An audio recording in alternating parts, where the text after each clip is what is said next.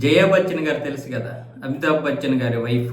ఆవిడ ఇప్పుడు సమాజ్వాదీ పార్టీ తరపు నుంచి ఎంపీగా పోటీ చేసి గెలిచారు కదా. ఆవిడ నిర్మలా సీతారామన్ మొన్న ప్రవేశపెట్టినటువంటి బడ్జెట్ మీద ఎంటర్టైన్మెంట్కి ఎటువంటి ప్రాధాన్యత లేదు, మేమే ఎక్కువ ట్యాక్స్లు కడుతున్నాము, ఎక్కువ ట్యాక్స్లు కట్టినటువంటి రంగం నుంచి వచ్చినటువంటి ఎంటర్టైన్మెంట్కి ఎటువంటి ప్రయోజనాలు లేకుండా నిర్మలా సీతారామన్ ఒక బడ్జెట్ విడుదల చేశారు.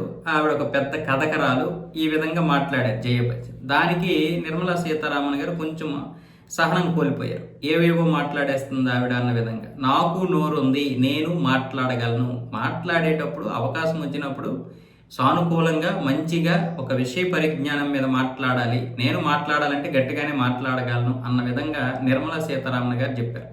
అంతేకాకుండా ఎంటర్టైన్మెంట్కి మేము ఎక్కడ నీకు ప్రాధాన్యత ఇవ్వలేదు, ప్రాధాన్యత చాలా ఇచ్చాం. కంటెంట్ సృష్టి అనేది అత్యంత నైపుణ్యం కలిగిన రంగం.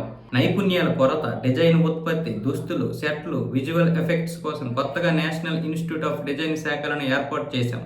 అలాగే వేవ్స్ 2025 నిర్వహించామని, ఇది ప్రపంచ ఎంటర్టైన్మెంట్కు వేదికగా నిలిచిందన్నారు. 90కి పైగా దేశాలు ఇందులో పాల్గొన్నాయన్నారు. 10,000 మందికి పైగా ప్రతినిధులు హాజరయ్యారని గుర్తు చేశారు.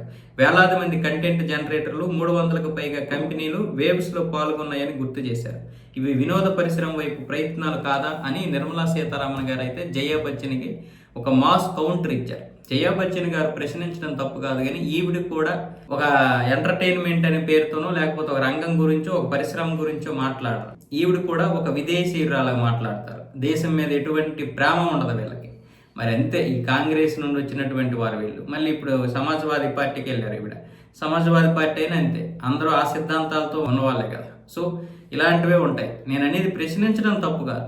వీళ్ళు ఎప్పుడూ కూడా బీజేపీని ప్రశ్నించుకొని ఏదైనా చేసుకొని, అధికార పక్షం ప్రతిపక్షం ప్రశ్నించుకోవడం, వాటికి సమాధానం చెప్పడం అనేది సర్వసాధారణం. కానీ దేశాన్ని వ్యతిరేకిస్తారు, అది వచ్చిన బాధ వీళ్ళతోటి.